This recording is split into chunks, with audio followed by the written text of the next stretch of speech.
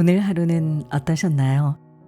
오늘 소개하는 책은 많은 분들이 읽고 난 후에 다른 사람에게 한 번쯤은 꼭 추천해주는 책, 바로 내 영혼이 따뜻했던 날들입니다.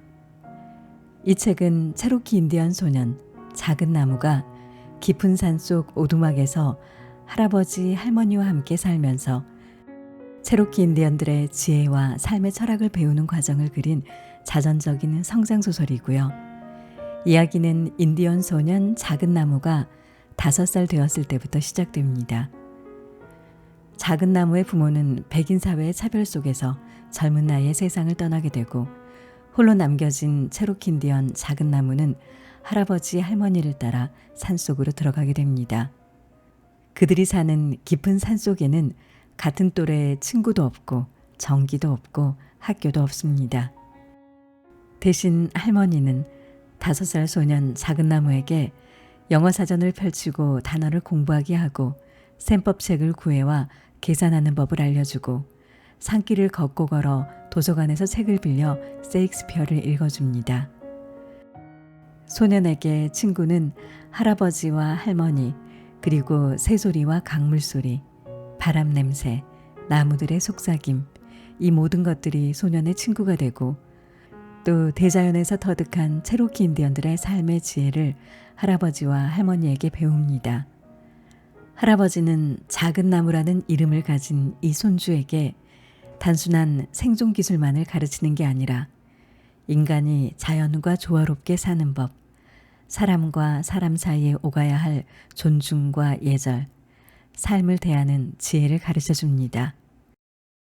필요한 만큼만 가지면 자유로운 영혼을 지킬 수 있다고 믿는 체로키 인디언들은 먹을 만큼만 사냥을 하고 항상 사냥을 한 뒤에는 잡은 짐승의 영혼을 위해 기도를 합니다. 할머니는 그에게 사람의 마음을 읽는 법, 자연과 교감하는 법을 가르쳐 줍니다. 하지만 어린 소년 작은 나무의 산속 삶이 마냥 평온함으로 채워지진 않습니다. 혹시 눈물의 여로라고 들어보셨을까요? 1838년 14,000여 명의 체로키 인디언들은 선대로부터 물려받은 땅에서 쫓겨나 남동부에서 서부 오클라호마 보호구역으로 강제로 이주당하게 되는데요. 이때 1300km를 이동하는 강제 이주 행로 중에 3분의 1에 해당하는 4,000명의 인디언들이 병들어 죽게 됩니다. 그런데 행진을 재촉하는 정부군 백인 병사들은 죽은 사람을 매장할 시간조차 주지 않고 인디언들은 죽은 아이와 가족들을 안고 계속 걸었습니다. 이 행렬을 눈물의 여로라고 하는데요. 체로키들이 울면서 걸었기 때문에 눈물의 여로가 된 건 아닙니다. 오히려 체로키들 중에서 어느 한 사람도 우는 사람은 없었다고 합니다. 얼굴에는 어떤 표정도 내비치지 않았고 남편은 죽은 아내를, 아들은 죽은 부모를, 어미는 죽은 아이를 껴안은 채 하염없이 걸었습니다. 죽은 여동생을 안고 가던 어린아이는 밤이 되면 죽은 동생 옆에서 잠이 들고 아침이 되면 다시 그 동생을 안고 또 걸었습니다. 그런데 강제 이주의 이 멀고 긴 행렬에서 가장 충격으로 남아있는 장면은 빈 마차였습니다. 정부군들은 마차와 노새를 타고 이주해도 된다고 몇 대의 마차를 내줬는데요. 체로키 인디언 그 누구도 그 마차를 타지 않았습니다. 심지어 좌우에서 호위하는 백인 병사를 쳐다보는 일도 없이 그저 앞만 보고 묵묵히 걸었습니다. 백인 마을을 지날 때 백인들은 덜그덕거리며 행렬 뒤를 따라가는 빈 마차를 보고 어리석은 체로키들이라고 비웃었겠죠. 하지만 체로키 인디언들 중 그 누구도 웃거나 그들을 쳐다보는 사람은 없었습니다. 그 빈 마차는 그들의 자존심이었습니다. 눈물의 여로는 쫓겨나는 원주민의 눈물이 아닌 그들을 지켜보는 관점의 사람들이 흘린 눈물을 말합니다. 할아버지, 할머니와 행복하게 잘 살고 있던 어린 소년, 작은 나무도 인디언들에 대한 차별을 피해가지는 못했습니다. 정부는 인디언 아이들을 문명화시킨다는 명목하에 작은 나무를 강제로 고아원에 넣어버립니다. 그곳에서 소년 작은 나무는 자신이 알고 있는 자유로움과 사랑에 대해 말하지만 오히려 미개인 취급을 당하고 교장에게 심한 차별과 매질을 당하게 됩니다. 소년 작은 나무는 인디언 할아버지 윌 존슨의 도움으로 집으로 돌아오지만 오랜 세월이 지나면서 산속의 할아버지와 할머니는 세상을 떠나게 됩니다. 작은 나무는 이제 혼자 남게 되지만 그의 영혼에는 할아버지, 할머니와 함께했던 그 영혼이 따뜻했던 날들에 대한 기억이 남아 있습니다. 저는 이 책에 수많은 밑줄을 그으며 읽었는데요. 오늘은 제가 밑줄을 그으며 읽었던 문장 중 일부를 소개해 드릴까 합니다. 책틈과 함께 같이 읽으면서 영혼이 따뜻해지는 시간이 되시길 바랍니다.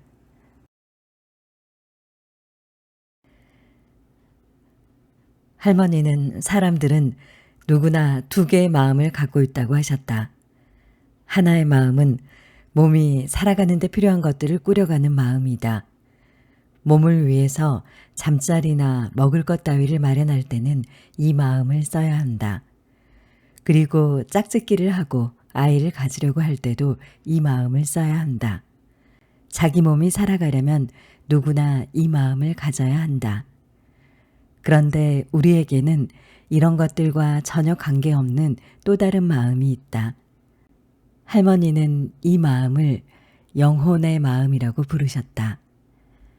만일 몸을 꾸려가는 마음이 욕심을 부리고 교활한 생각을 하거나 다른 사람을 해칠 일만 생각하고 다른 사람을 이용해서 이익 볼 생각만 하고 있으면 영혼의 마음은 점점 졸아들어서 밤톨보다 더 작아지게 된다. 몸이 죽으면 몸을 꾸려가는 마음도 함께 죽는다. 하지만 다른 모든 것이 다 없어져도 영혼의 마음만은 그대로 남아있는다. 그래서 평생 욕심 부리면서 살아온 사람은 죽고 나면 밤톨만한 영혼밖에 남아있지 않게 된다. 사람은 누구나 다 다시 태어나게 되는데 그런 사람이 다시 세상에 태어날 때는 밤톨만한 영혼만을 갖고 태어나게 돼 세상에 어떤 것도 이해할 수 없게 된다. 몸을 꾸려가는 마음이 그보다 더 커지면 영혼의 마음은 완두콩 알만하게 줄어들었다가 결국에는 그것마저도 완전히 사라지고 만다. 말하자면 영혼의 마음을 완전히 잃게 되는 것이다. 그런 사람들은 살아있어도 죽은 사람이 되고 만다. 할머니는 어디서나 쉽게 죽은 사람들을 찾아낼 수 있다고 하셨다. 여자를 봐도 더러운 것만 찾아내는 사람, 다른 사람들에게서 나쁜 것만 찾아내는 사람, 나무를 봐도 아름답다고 여기지 않고 목재와 돈덩어리로만 보는 사람, 이런 사람들이 죽은 사람들이었다. 할머니 말씀에 따르면 그런 사람들은 걸어다니는 죽은 사람들이었다. 영혼의 마음은 근육과 비슷해 쓰면 쓸수록 더 커지고 강해진다. 마음을 더 크고 튼튼하게 가꿀 수 있는 비결은 오직 한 가지, 상대를 이해하는 데 마음을 쓰는 것뿐이다. 게다가 몸을 꾸려가는 마음이 욕심 부리는 걸 그만두지 않으면 영혼의 마음으로 가는 문은 절대 열리지 않는다. 욕심을 부리지 않아야 비로소 이해라는 것을 할 수 있기 때문이다. 반대로 더 많이 이해하려고 노력하면 영혼의 마음도 더 커진다. 할머니는 이해와 사랑은 당연히 같은 것이라고 하셨다. 이해하지도 못하면서 사랑하는 체하며 억지를 부려대는 사람들이 있긴 하지만 그런 사랑은 진정한 사랑이 아니라고 하시면서 그 말을 듣고 나는 모든 사람을 잘 이해하기로 마음먹었다. 밤톨만한 영혼을 갖고 싶지는 않았기 때문이다. 영혼의 마음이 자꾸자꾸 커지고 튼튼해지면 결국에는 지나온 모든 전생의 삶들이 보이고 더 이상 육신의 죽음을 겪지 않는 단계에 도달하게 된다고 할머니는 말씀하셨다. 할머니는 내 비밀 장소에서 그런 생명의 순환이 어떻게 이루어지는지 지켜볼 수 있을 것이라고 하셨다. 모든 것이 새롭게 탄생하는 봄이 되면 흔들림과 소란이 일어난다. 영혼이 다시 한번 물질적인 형태를 갖추려고 발버둥치기 때문이다. 그래서 봄에 부는 매서운 바람은 아기가 피와 고통 속에 태어나는 것처럼 탄생을 위한 시련이다. 그러고 나면 생명을 한껏 꽃피우는 여름이 온다. 그보다 더 나이가 들면 우리 영혼이 제자리로 돌아갈 날이 머지 않았다는 특이한 느낌을 갖는 가을이 지나는데 사람들은 그런 느낌을 애잔한 그리움이라고 부르기도 한다. 겨울이 되면 모든 것이 죽거나 죽은 것처럼 보인다. 우리 몸이 죽었을 때처럼. 하지만 봄이 되면 다시 태어날 것이다. 할머니 말씀으로는 체로키들은 오래전부터 이 사실을 터득하고 있었다고 하셨다. 그 정치가는 차에서 내리자마자 사람들과 일일이 악수를 나누었다. 하지만 할아버지와 내 손만은 잡지 않았다.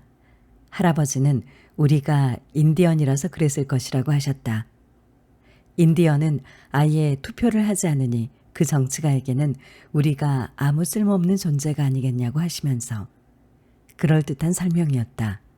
상자 위에 올라선 그 사람은 워싱턴시의 상황에 대해 열심히 이야기하기 시작했다. 정치가가 사람들과 악수를 하고 이야기를 나누는 동안에 한 남자가 목소리 묶인 조그만 송아지 한 마리를 끌고 사람들이 몰려있는 곳으로 왔다. 송아지는 그 남자 뒤에서 머리를 떨어뜨린 채 엉거주춤 다리를 벌리고 서 있었다.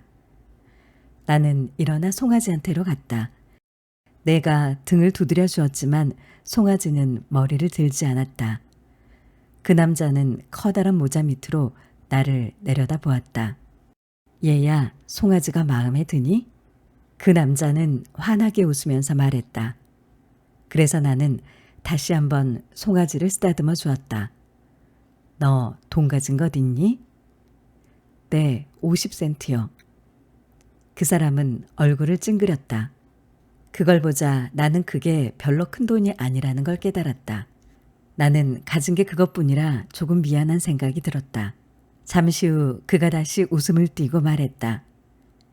이 송아지는 그것보다 100배는 더 비싼 거야. 나도 그 송아지에게 그만한 값어치가 있다는 건 금방 알 수 있었다. 네, 저도 송아지를 사려는 생각은 안 했어요. 그 남자가 다시 인상을 찡그렸다. 여기 있는 이 송아지가 아무리 비싼 거라고 해도 네가 저놈을 가져가야 할 것 같은 생각이 드는구나. 네가 송아지를 갖는 방법이 없을까?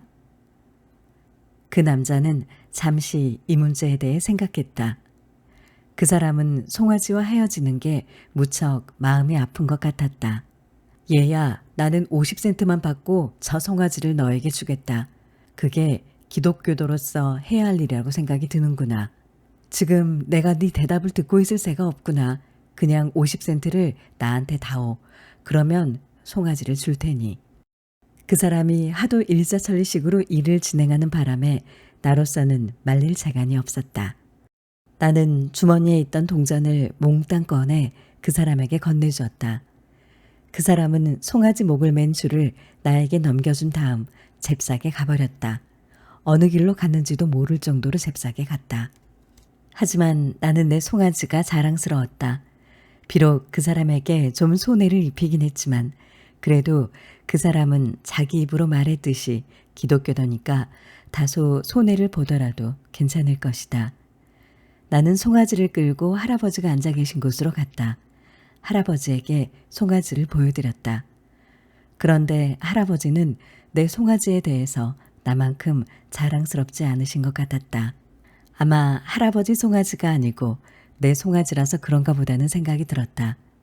그래서 나는 할아버지에게 우린 위스키 제조업에서도 동업자나 다름없으니 송아지의 반도 할아버지 것이라고 말씀드렸다. 그래도 할아버지는 조금도 달갑지 않으신지 뭐라고 툴툴거리기만 하셨다.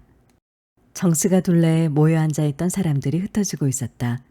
우리도 집으로 갈 채비를 하자는 듯 할아버지가 자리에서 일어나셨다. 나는 송아지를 끌면서 할아버지의 뒤를 따라갔다. 그런데 걷기가 굉장히 힘들었다. 송아지가 좀채 걸으려 하지 않았던 것이다. 송아지는 엉거주춤 비틀비틀하면서 간신히 걸음으로 옮겼다. 나는 있는 힘을 다해 줄을 당겼다. 이제 나는 송아지가 과연 우리 집까지 무사히 갈 수 있을지 걱정이 되기 시작했다. 할아버지와 내가 이야기를 하면서 걷는 동안 내 송아지가 쓰러졌다. 송아지는 옆으로 쓰러진 채 그냥 누워 있었다. 나는 할아버지 앞에 서서 줄을 잡고 있었는데 할아버지가 내 뒤쪽을 가리키면서 말씀하셨다. 네 송아지가 죽었구나. 할아버지는 송아지의 반을 끝까지 당신 걸로 하지 않으셨다. 나는 쪼그리고 앉아서 송아지의 머리를 들어올려 제 발로 서도록 만들어 보려고 했다. 하지만 송아지는 꼼짝도 하지 않았다. 할아버지가 머리를 흔들었다. 송아지는 죽었단다. 작은 나무야. 뭔가가 죽었다는 건 송아지는 죽었단다. 작은 나무야. 뭔가가 죽었다는 건 말이야. 그건 그냥 죽은 거야. 나는 쭈그리고 앉아서 죽은 송아지를 바라보았다. 내가 기억할 수 있는 한 최악의 순간이 눈앞에 닥치고 있었다. 나는 50센트로 할머니에게 빨갛고 파란 사탕 상자를 사드리고 싶었다. 그런데 나의 50센트와 빨갛고 파란 사탕 상자는 이미 사라졌다. 그런데 이제 내가 준 돈보다 100배는 더 비싼 송아지까지 사라지고 있었다. 집에 도착했을 때 할머니가 물어보지도 않았는데 나는 할머니에게 50센트를 병에 다시 넣을 수 없다는 것과 그 돈을 송아지 사는데 다 썼다는 것, 그런데 그 송아지는 죽어버렸다는 것을 고백했다. 그날 저녁 식사는 내가 좋아하는 완두콩과 옥수수빵이었지만 나는 입맛이 하나도 없었다. 저녁을 드시던 할아버지가 나를 바라보며 말씀하셨다. 자 봐라 작은 나무야. 나는 네가 하는 대로 내버려둘 수밖에 달리 방법이 없었단다. 만약 내가 그 송아지를 못 사게 막았더라면 너는 언제까지나 그걸 아쉬워했겠지. 그렇지 않고 너더러 사라고 했으면 송아지가 죽은 걸 내 탓으로 돌렸을 테고.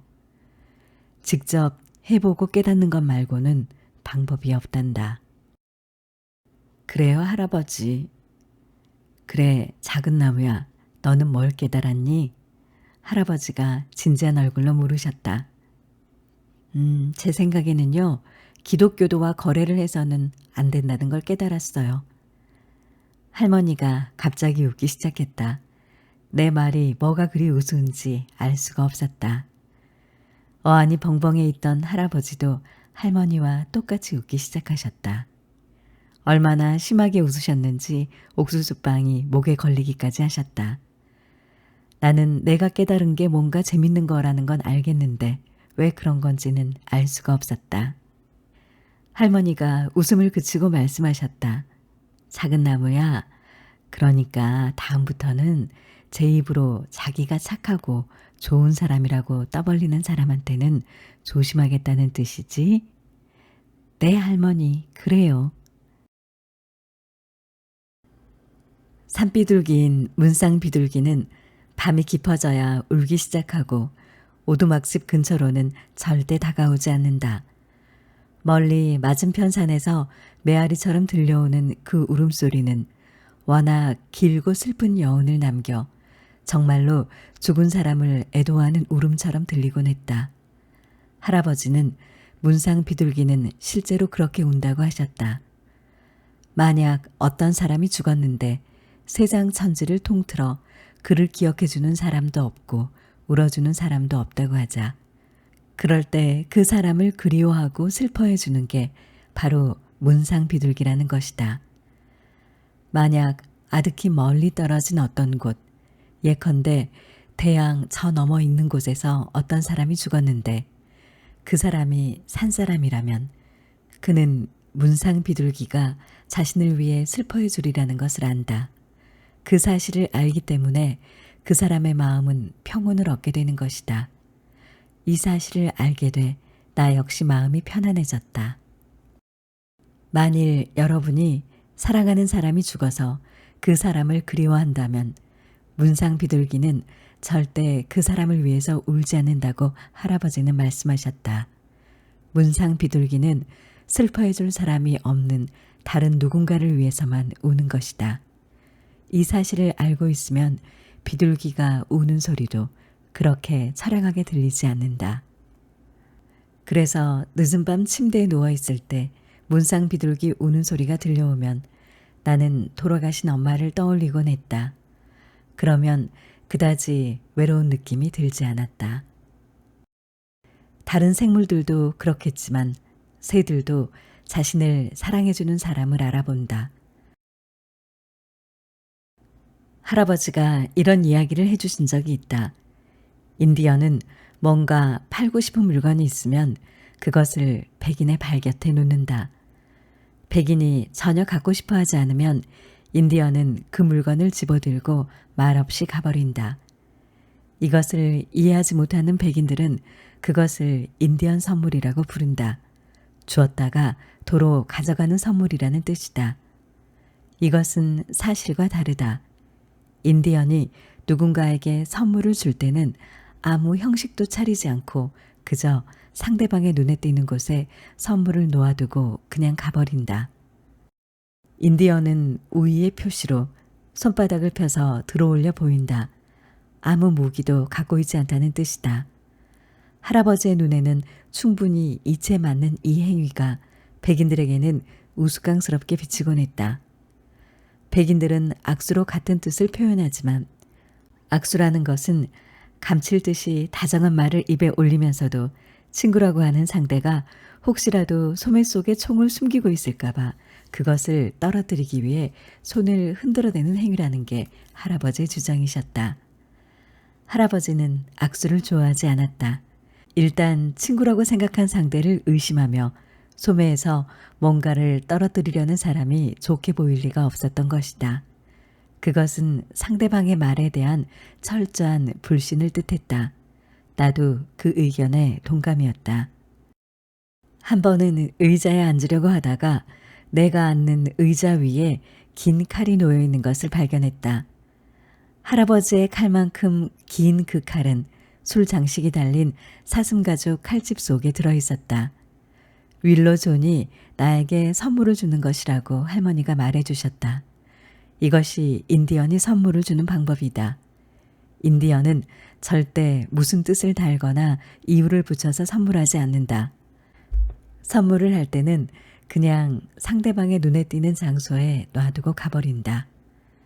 선물을 받는 쪽은 자신이 그것을 받을 자격이 있다고 생각하지 않으면 받지 말아야 한다. 따라서 자신에게 그럴 자격이 있다고 생각하고 선물을 받은 사람이 보낸 사람에게 고맙다고 인사를 하거나 다른 사람에게 자랑하거나 하는 짓은 어리석은 일이라고 한다. 맞는 말이었다. 나는 윌로 존에게 5센트짜리 동전 하나와 황소 개구리 한 마리를 선물하기로 했다. 그날 윌로 존은 코트를 나뭇가지에 걸어놓고 우리를 기다리고 있었다. 나는 개구리와 동전을 코트 주머니 속에 몰래 집어넣었다. 황소 개구리는 무척 큰 놈이었다. 시냇가에서 잡은 이후로 벌레를 먹여 엄청난 크기로 길러놓았던 것이다. 윌로 존은 코트를 걸치고 교회로 들어갔다. 예배가 시작되자 목사는 모두에게 머리를 숙이자고 말했다. 사람들의 숨소리만 들릴 정도로 교회 안은 쥐 죽은 듯 조용했다. 목사가 말했다. 주여. 그러자 묵직하면서도 굵은 소리가 대답했다.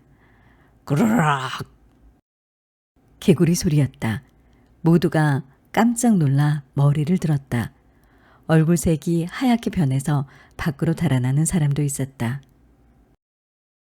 윌로존도 한순간 깜짝 놀랐는가 싶더니 그 손을 코트 주머니에 찔러 넣어 보았다. 하지만 그는 개구리를 꺼내보거나 하지는 않았다. 윌로존이 고개를 돌려 나를 쳐다보았다. 그의 눈이 다시 반짝였다. 이번에는 그전처럼 그렇게 아득하게 깊지 않았다. 나의 선물이라는 것을 안 것이다. 그러더니 그가 웃음을 짓는 게 아닌가. 웃음은 점차 그의 얼굴 전체로 번져갔고 드디어는 그가 소리내 웃기 시작했다. 윌로조는 남의 눈 따위는 전혀 아랑곳하지 않고 계속해서 웃어댔다. 일이 이렇게 되는 바람에 처음에는 겁을 먹었던 나도 따라 웃기 시작했다. 윌로존의 눈에서 눈물이 솟더니 뺨에 주름을 타고 흘러내렸다. 윌로존이 울고 있었다. 윌로존은 다른 사람들의 존재 따위는 잊고 있었다. 소리내어 울지는 않았지만 그의 가슴은 들먹거렸고 그의 어깨는 흔들렸다. 그는 한참 동안 그렇게 울었다.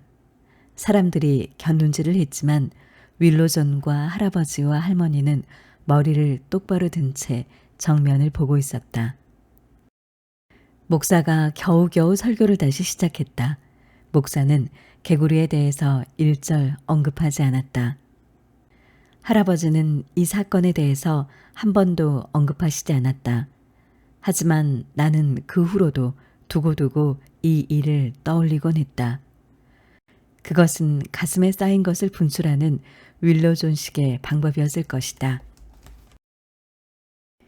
일요일마다 설교가 시작되기 전에 누구라도 일어나서 도움이 필요한 사람들에 대해서 이야기할 수 있는 시간이 특별히 마련되어 있었다. 도움이 필요한 사람들이란 옮겨갈 곳이 정해지지 않아서 먹을 식량이 하나도 없는 소장농 가족일 수도 있었고 때로는 화재로 집이 몽땅 불타버린 사람일 수도 있었다. 그러면 사람들은 다음 일요일 날 교회에 올 때 그들에게 도움이 될 만한 것들을 가져오곤 했다. 우리는 여름에는 남아도는 야채를 듬뿍 가져갔고 겨울에는 고기를 가지고 갔다. 한 번은 할아버지가 히커리 나무로 틀을 짜고 앉는 자리에는 사슴 가죽을 댄 의자를 만들어 불이 나서 가구를 잃은 가족에게 준 적도 있었다. 할아버지는 그 집 남자를 교회 뜰 한쪽 구석으로 데리고 가 의자를 건네준 다음 한참 시간을 들여 그것을 만드는 방법까지 자세히 가르쳐 주셨다. 할아버지는 남에게 무언가를 그냥 주기보다는 그것을 만드는 방법을 가르쳐 주는 게 훨씬 좋은 일이다. 받는 사람이 제 힘으로 만드는 법을 배우면 앞으로는 필요할 때마다 만들면 되지만 뭔가를 주기만 하고 아무것도 가르쳐 주지 않으면 그 사람은 평생 동안 남이 주는 것을 받기만 할지도 모른다. 그러면 그 사람은 끊임없이 다른 사람에게 의존하게 되기 때문에 결국 자신의 인격이 없어지고 자신의 인격을 도둑질 당하는 셈이 되지 않겠는가. 이런 식으로 하면 그 사람에게 친절한 것이 도리어 불친절한 것이 되고 만다고 하셨다. 어떤 사람들은 계속해서 주는 것을 즐긴다. 그렇게 하면 받는 사람보다 자신이 잘났다는 허세와 우월감을 맛볼 수 있기 때문이다. 그러나 정말로 해야 할 일은 받는 사람의 자립심을 일깨울 수 있는 작은 뭔가를 가르쳐 주는 것이다. 완 씨가 내게 연필 한 자루를 주셨다. 기다랗고 노란 연필이다. 연필 깎는데도 요령이 있다. 연필심을 너무 가늘게 깎으면 안 된다. 심을 너무 가늘게 하면 금방 부러져 버려 연필을 또 깎아야 한다. 그렇게 되면 쓰지도 않으면서 연필 길이만 점점 짧아져 갈 뿐이다. 완 씨는 나에게 가르쳐준 연필 깎는 방법을 절약하는 방법이라고 하셨다. 인색한 것과 절약하는 것은 다르다. 돈을 숭배하여 돈을 써야 할 때도 쓰지 않는 일부 부자들만큼이나 나쁜 게 인색한 것이다. 그런 식으로 살면 돈이 그 사람의 신이 되기 때문에 그 사람은 인생에서 어떤 착한 일도 하지 못한다. 하지만 써야 할 때 돈을 쓰면서도 낭비하지 않는 것은 절약하는 것이다. 완 씨는 버릇은 또 다른 버릇을 만들어내기 마련이라서 나쁜 버릇을 가지고 있으면 결국 성격도 나빠진다고 했다. 그래서 돈을 낭비하는 버릇이 있는 사람은 시간을 낭비하게 되고 그 다음엔 생각을 허술히 낭비하게 되며 결국 나중에 가서는 모든 걸 낭비하게 된다.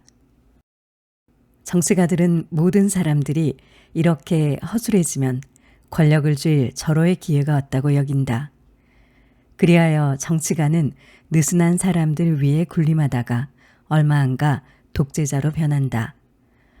완씨는 절약하는 사람들은 절대 자기 머리 위에 독재자를 갖는 법이 없다고 하셨다. 옳은 말씀이었다. 완씨는 정직하고 절약하고 항상 최선을 다하고 다른 사람들을 배려하는 것을 가치 있게 여기는 것이야말로 다른 어떤 것보다 중요하다. 만일 이런 가치들을 배우지 않으면 기술 면에서 아무리 최신의 것들을 익혔다 하더라도 결국 아무 쓸모도 없다고 했다. 두 분은 골짜기를 바라보며 내가 오기를 기다리고 계셨다. 내가 베란다 위로 올라가자 두 분은 몸을 웅크려 나를 껴안았다. 우리 셋은 다시 하나가 돼 서로를 얼싸안았다. 우리에게는 말이 필요 없었다. 우리는 말 없이도 서로 알고 있었다. 그날 밤 내가 셔츠를 벗었을 때 할머니가 고아원에서 매를 맞은 상처를 보시고 어떻게 된 거냐고 물으셨다. 나는 두 분에게 그 일을 설명했지만 이제는 전혀 아프지 않다는 말씀도 드렸다. 할아버지는 대장 보안관에게 이야기해 두 번 다시 나를 데려가지 못하게 하겠다고 말씀하셨다. 할아버지가 마음을 정하셨으니 반드시 그렇게 하실 것이다. 그러면 그들은 두 번 다시 나를 찾아오지 않을 것이다. 할아버지는 매맞은 얘기는 윌로 존에게 하지 않는 편이 좋겠다고 하셨다. 나도 그러겠노라고 약속했다. 그날 밤 난로 옆에서 할아버지는 이런 이야기를 하셨다. 늑대별을 보면서 갈수록 불길한 예감이 들어가던 어느 날 저녁 무렵 불쑥 윌로 존이 찾아왔다. 윌로 존은 일부러 산길을 걸어 집까지 찾아왔다. 윌로 존은 아무 말도 하지 않고 난로의 불빛을 받으며 할아버지, 할머니와 함께 저녁을 먹었다. 두 분은 끝내 등잔불을 켜지 않았고 윌로 존은 끝내 모자를 벗지 않았다. 그날 밤 윌로 존은 내가 고아원에 가고 없는 나의 침대에서 혼자 잤다.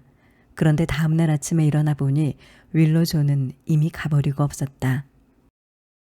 일요일날 할아버지와 할머니는 교회에 갔지만 윌로 존은 교회에 오지 않았다. 항상 만나곤 하던 느릅나무 밑으로 가니 윌로 존의 벨트가 가지에 걸쳐져 있었다. 그것은 곧 돌아올 것이며 모든 일이 잘 될 거라는 뜻이 담긴 메시지였다. 그제서야 나는 고아원 단밖을 따라 걸어가던 사람, 할아버지라고 생각했던 사람이 누군지 알게 되었다. 할아버지가 도끼 사용법을 가르쳐 주셨다. 활 모양을 그리듯이 해서 내리치니 통나무를 쉽고 빠르게 쪼갤 수 있었다. 이제 나는 옥수수를 할아버지보다 더 많이 딴다. 할아버지가 따기 쉬운 것은 일부러 남겨두셨다. 그러나 나는 그에 관해 아무 말도 하지 않았다. 언젠가 할아버지가 자신이 가치 있는 존재라고 느끼는 것은 중요하다라고 말씀하신 것이 떠올랐다. 할아버지가 돌아가셨다. 나는 수도 없이 넘어지면서 사거리 상점으로 달려가 할아버지가 돌아가신 것을 젠키스 씨에게 알렸다. 너무 늙어서 잘 걷지 못하는 젠키스 씨는 대신에 자기 아들을 나와 함께 가도록 해주었다. 그분의 아들은 이미 어른이었는데 마치 내가 아기라도 되는 듯 내 손을 꼭 붙잡고 데려갔다. 내가 눈물 때문에 길도 보지 못했고 어디로 가는지 의식하지도 못했기 때문이다. 젠킨스 씨 아들과 파인빌리가 관을 만들었다. 나도 도우려 했다. 남이 나를 도와줄 때는 내가 앞장서서 더 많이 일해야 한다고 할아버지가 가르쳐 주셨기 때문이다. 그렇지만 나는 거의 그렇게 하지 못했다. 파인빌리 역시 울음을 멈추지 못해 별 도움이 되지 못했다. 그는 자기 엄지손가락을 쇠망치로 치고 말았다. 봄이 오기 직전이었다. 할머니가 오두막집 뒷베란다에 앉아 계시는 모습이 보였다. 할머니는 그곳에다 흔들의자를 옮겨 놓으셨다. 내가 가까이 내려와도 할머니는 나를 쳐다보지 않았다. 할머니는 저 멀리 산꼭대기 쪽을 올려다보고 계셨다. 나는 할머니가 돌아가신 걸 알았다. 할머니는 할아버지가 마음에 들어하시던 그 주황과 초록과 빨강과 노랑 무늬의 치마를 입고 계셨다. 할머니의 가슴 앞섭에는 나에게 쓴 편지가 꽂혀 있었다. 작은 나무야, 나는 가야 한단다. 네가 나무들을 느끼듯이 귀 기울여 듣고 있으면 우리를 느낄 수 있을 것이다. 널 기다리고 있으마. 다음번에는 틀림없이 이번보다 더 나을 거야. 모든 일이 잘 될 거다. 할머니가.